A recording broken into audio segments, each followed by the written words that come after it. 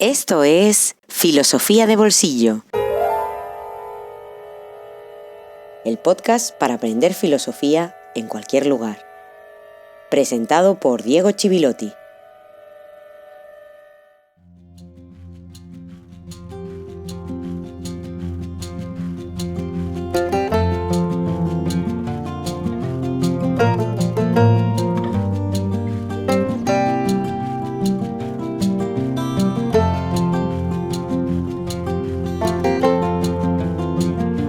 Muy buenos días y feliz jueves filosófico número 36. Filosofía de Bolsillo cumple un año de vida y no podíamos hacer un episodio más. Además, hoy, como cada tercer jueves de noviembre, se celebra también el Día Mundial de la Filosofía. Y las cosas que tienen un día mundial suelen ser aquellas que lo necesitan porque el resto del año se les presta poca o ninguna atención.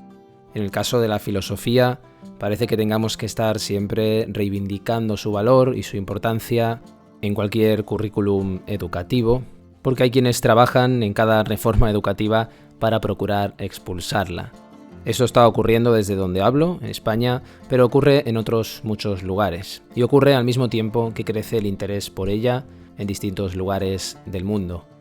Por eso también quiero celebrar este primer año y este día para reivindicar la filosofía de una manera diferente, invitando a 4 voces muy diferentes entre sí que tienen en común su formación o su relación profesional con la filosofía. 4 voces que tienen mucho que decir y que representan un estímulo para reivindicar esa actividad tan peculiar y al mismo tiempo tan esencial en nuestra cultura, con una historia que, a pesar de ir transformándose, mantiene una llama desde hace más de 2500 años.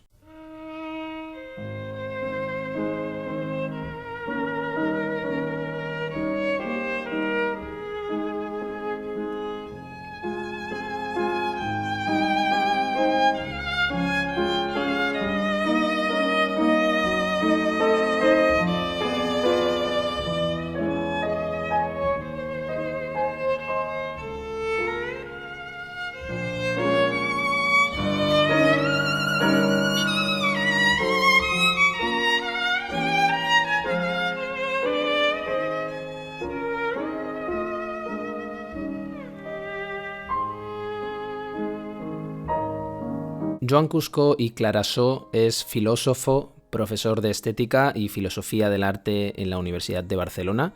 Se ha especializado también en musicología y tiene trabajos de importancia en este campo. Y en sus líneas de investigación sobresalen sus aportaciones, por un lado, sobre conciencia, creatividad, relaciones entre artes y ciencias, y por otra parte, sus contribuciones a rescatar el legado de filósofos catalanes, sobre los que ha publicado numerosos artículos académicos y libros que os invito a conocer, como lo ha hecho con Eduard Nicol, Francesc Pujols o Xavier Llorens i Barba, por citar 3 nombres importantes. Joan, pese a que la filosofía luche por sobrevivir en el sistema educativo, como decíamos, en esta pandemia se ha acudido a muchos filósofos procurando que vaticinen cómo sería el futuro. ¿Crees que la filosofía puede tener esa capacidad oracular? Y si no es así, ¿cuál debe ser el rol de la filosofía hoy, especialmente en este momento de tanta incertidumbre? A mí me parece que la filosofía no tiene que hacer predicciones de futuro, no es ese su papel, y tampoco tiene que acompañar los discursos tan favorables a que vamos a salir muy bien de esta o a que vamos a construir un futuro mejor gracias a la crisis. A mí me parece que eso es muy pretencioso y muy endeble. Los filósofos, si una cosa nos caracteriza, es estar o acostumbrarnos a vivir en la incertidumbre, ¿no? La incertidumbre constante dentro del sistema educativo, la incertidumbre dentro de las reglas, la incertidumbre dentro de no tener nunca un dogma, la incertidumbre preguntándonos por nuestro mismo método, por nuestra función, y por tanto esto nos tiene que permitir seguramente sacar a la luz los problemas reales que van emergiendo o que se hacen más patentes con la crisis, ¿no?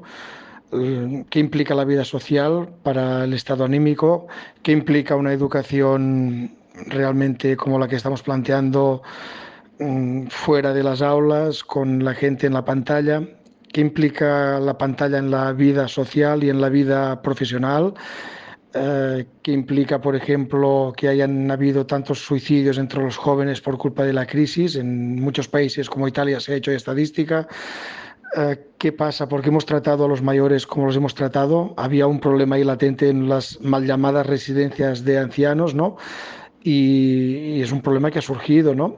Y entonces, evidentemente, me parece que más que prever lo que pasará y pensar que todo irá muy, muy bien, tenemos que tener la capacidad de sacar a la luz los problemas que la crisis está poniendo sobre la mesa de una forma más radical, ¿no?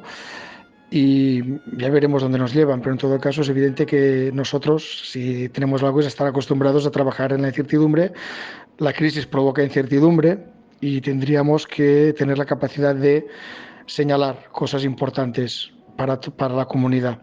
Y ese sería el papel, más que prever qué va a pasar o anticipar, ¿no? He leído cosas muy, muy malas en ese sentido, ¿no? El otro día nos preguntaron en un congreso qué pensábamos y todos estamos en la línea, ¿no? De quizás no podemos todavía dar un análisis, ¿no? De lo que está pasando, pero sí que podemos empezar a señalar cosas importantes para lo que es la vida humana y para el concepto que tenemos de nosotros mismos.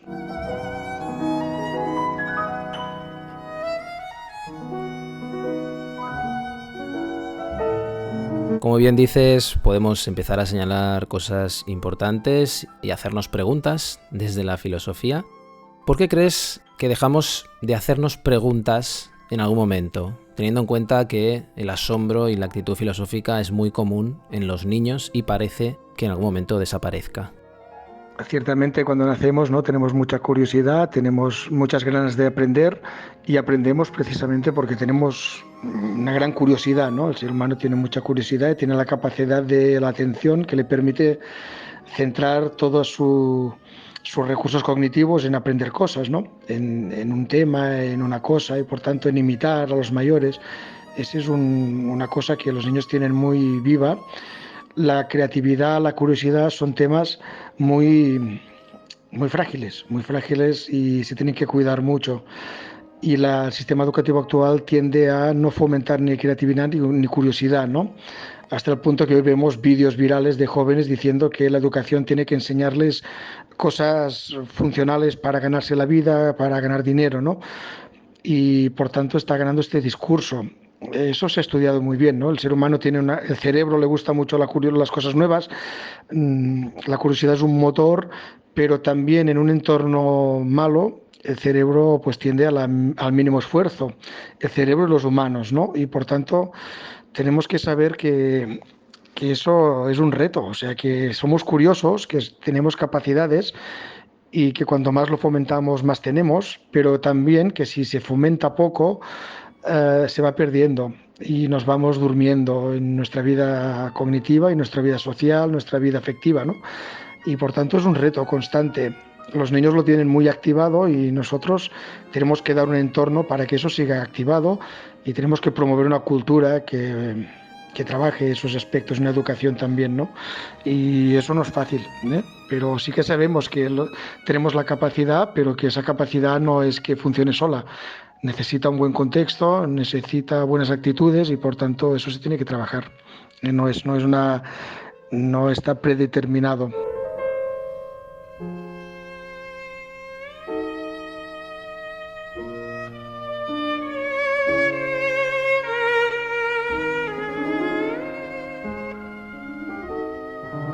No podemos evitar hacerte también a ti la pregunta sobre qué lecturas te han marcado o qué lectura te ha marcado especialmente en tu época de estudiante. Yo soy poco mitómano y por tanto hay muchas lecturas que me determinaron en mi época de estudiante, donde pasé quizá más horas en la biblioteca que en el aula. Un autor catalán que me marcó, porque lo leí todo entero, pues fue Eduard Nicol. Es una obra que me impresionó en su momento y que sigue hoy en día impresionándome por la capacidad de construir desde cero una obra filosófica entera que abarca desde la psicología hasta la metafísica, ¿no? Y por tanto eso es un reto muy sistemático, un gran proceso de creación de pensamiento y eso es una cosa que me conmovió ya en su momento, ¿no? Y sigo ahí.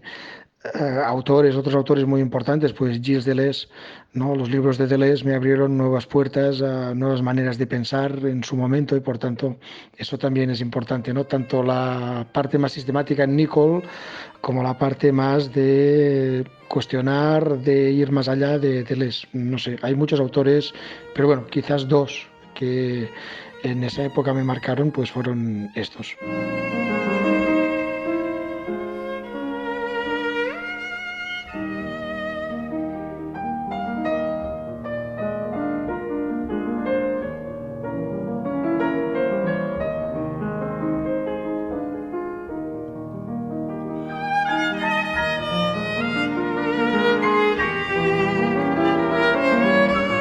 Y por último, Joan, aprovechando tu gran conocimiento en ese campo, ¿dirías que hay rasgos característicos del pensamiento catalán, por lo menos en los últimos 100 años?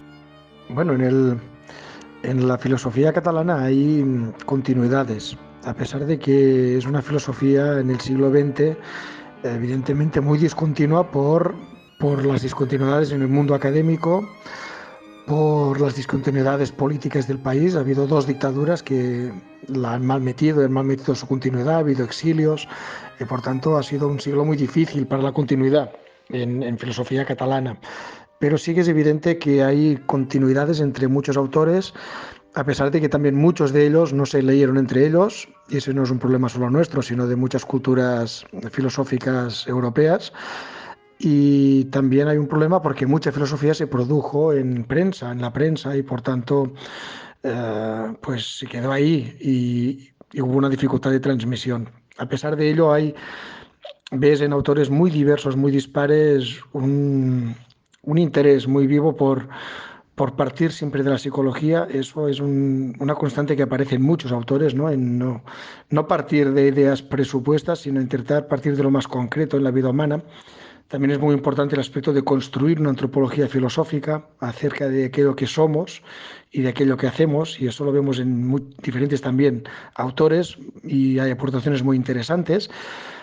Y finalmente hay una preocupación por el lenguaje, en muchos autores también, y un tema central que es el tema de la conciencia. Y ese tema quizás sea el tema más recurrente en autores muy diversos dentro de la filosofía catalana. Y por tanto sí que hay continuidades, sí que podemos establecer un panorama interesante y un panorama muy completo, pero evidentemente queda por hacer todavía una historia de la filosofía del siglo XX completa y que sea amplia y que hable de todas las cosas buenas, las malas, y que no haga geografías, ¿no? Eso es una cosa que tenemos todavía pendiente en nuestros días, ¿no?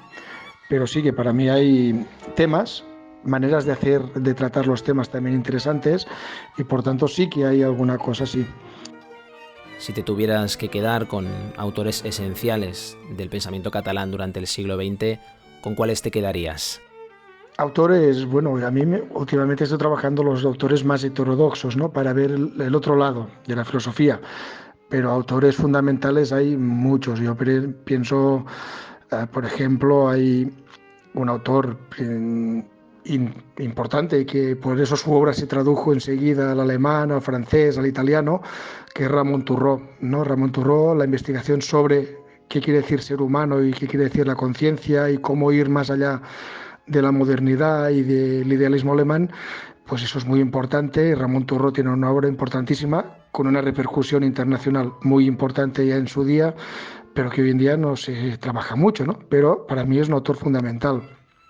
Continuando con su trabajo y en su escuela, porque él empezó a trabajar con una escuela que luego siguió Pissuñé y que luego rebrota en el exilio y en parte aquí en la segunda mitad del XX, por ejemplo, con el biólogo y filósofo Antonio Oriol Anguera, ¿no? Que finalmente terminó en México. Y es también su antropología filosófica de Antonio Oriol es deutora de Turró, pero también en medio del alumno de Turró, de Pissuñé, y finalmente él como alumno de Pissuñé. Por tanto, esas continuidades están. El trabajo sobre la conciencia, sobre la antropología filosófica en estos autores es de un primer nivel. Y luego hay otros autores que han tenido mucha influencia fuera de aquí, como Luis Farré, ¿no? Todo su trabajo desde que se fue a Latinoamérica, pues por Latinoamérica. la influencia de Eduardo Nicol para darnos una filosofía contemporánea desde la crisis de la filosofía en la segunda mitad del siglo XX es también una cosa muy importante y esencial no solo para los catalanes, sino también por su influencia también fuera de Cataluña. Y por lo tanto, me parece que hay unas líneas muy importantes. Y evidentemente hay los autores más heterodoxos que pues también son interesantes. En el sentido, quería destacar quizás Diego Ruiz.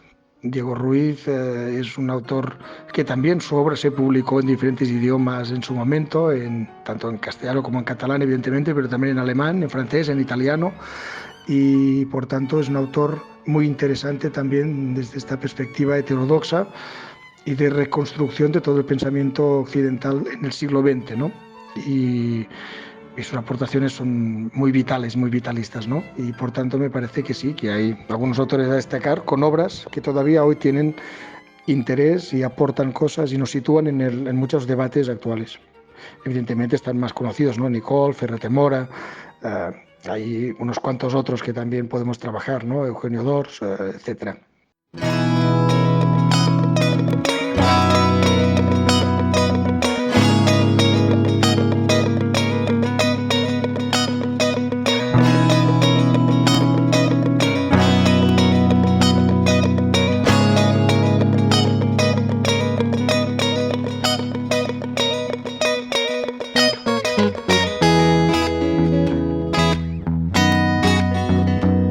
Filosofía de Bolsillo existe gracias a ti. Hazte mecenas y accede a todos los contenidos en patreon.com/filosofía de bolsillo.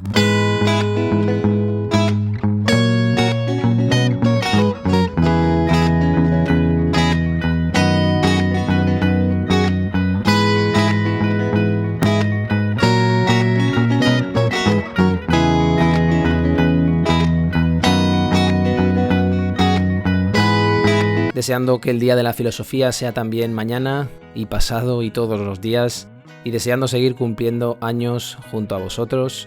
Nos encontramos, como siempre, el próximo jueves filosófico aquí en Filosofía de Bolsillo. Hasta pronto.